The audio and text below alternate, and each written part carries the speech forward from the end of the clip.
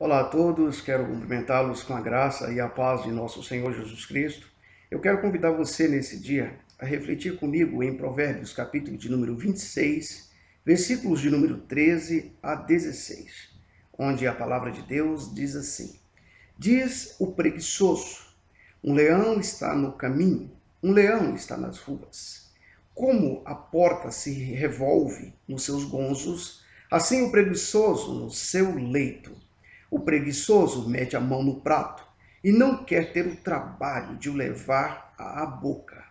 Mais sábio é o preguiçoso aos seus próprios olhos do que 7 homens que sabem responder bem. Refletiremos nesse dia a respeito do tema, um alerta quanto à preguiça.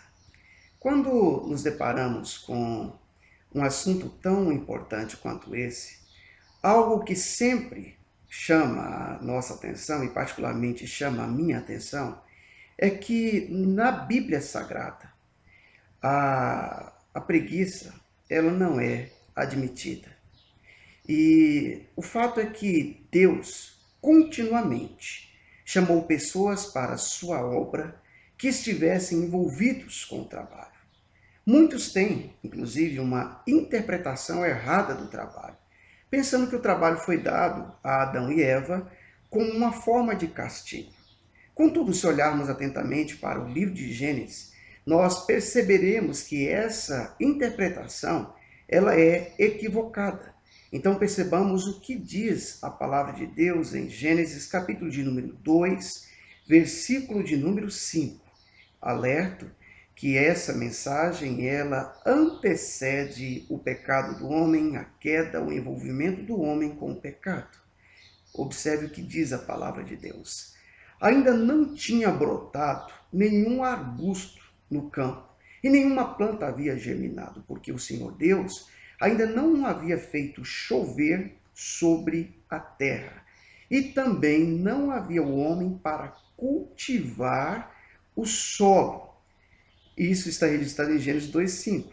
E o texto de Gênesis ainda nos informa, no versículo de número 15, do mesmo capítulo 2 de Gênesis, o seguinte: O Senhor Deus colocou o homem no jardim do Éden para cuidar dele e cultivá-lo. Então, nós podemos perceber que essa interpretação de muitos ela tem sido equivocada de que o trabalho é um castigo. Eu quero ainda afirmar que muitos pais de família e pessoas solteiras envolvidas com o trabalho compreendem muito bem o que Salomão afirmou ao dizer o seguinte: diz o preguiçoso, um leão está no caminho, um leão está nas ruas. Pois diariamente tem muitas pessoas que se dão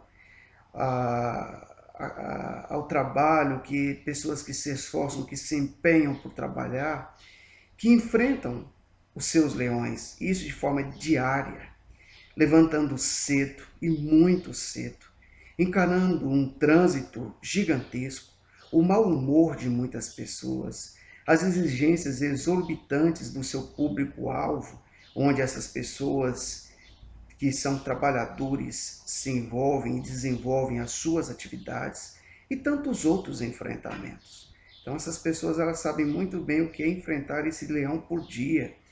E nós também vivemos um contexto em que é uma realidade, o que o sábio menciona ao comparar o preguiçoso na sua cama com a porta que gira com o movimento das suas dobradiças. Pessoas que esperam que a vida pode mudar, sem contudo demonstrar atitude, ficando inerte no conforto do seu leito.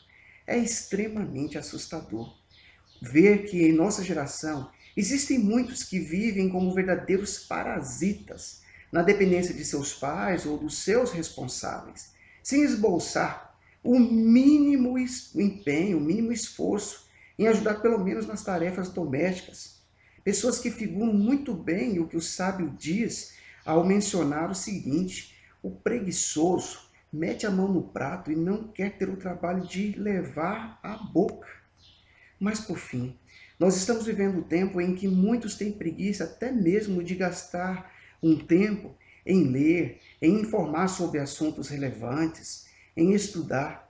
Infelizmente, a ideia de que tudo já vem pronto na internet é a desculpa mais comum para que se justifique a postura daqueles que se enquadram na última colocação feita pelo sábio Salomão.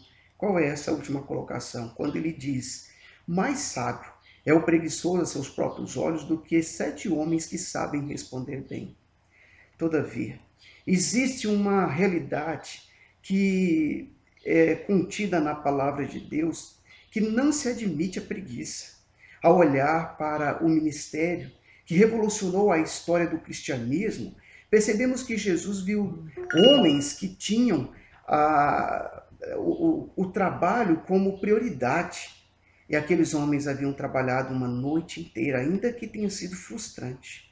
Mas são a essas pessoas que trabalharam uma noite inteira que Jesus vai fazer um convite que mudaria a história de suas vidas e, sem dúvida alguma, mudaria a história das gerações futuras, das quais eu e você fazemos parte. E o convite que Jesus fez àqueles homens trabalhadores e que faz ainda hoje a homens, a mulheres, a jovens, a idosos que realmente se envolvem com o trabalho, o convite é esse, contido em Mateus 4, verso 19. Sigam-me, e eu farei de vocês pescadores de homens. Portanto, reflita sobre isso e perceba que não existe lugar para preguiça na obra de Deus. Que o Senhor Jesus Cristo poderosamente abençoe a você e a mim grandemente.